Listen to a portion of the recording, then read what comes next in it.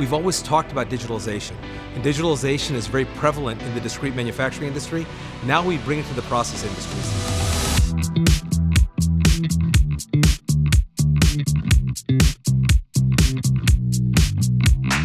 This is a great example of partnering with one of our customers, Dow, and with MXD to really bring real-world use cases provided by Dow into a place where customers come in and they can see exactly how digitalization can work for them.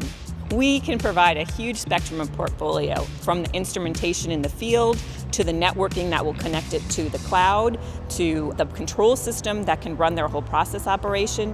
What I see is a phenomenal showcase piece that gives us a space here at MXD to try and pull in other process industries, to be hands-on, to talk through our use cases and what the future of manufacturing 4.0 really looks like for process industries. People's skill sets are changing over time, and we really need to make sure that we evolve process, which is a much more traditional industry, to be able to adapt to the trends that we're seeing in the overall marketplace. I'm extremely proud to have been able to work with Siemens and DMC on it, and I believe this testbed really provides a space that we're going to build upon in the future.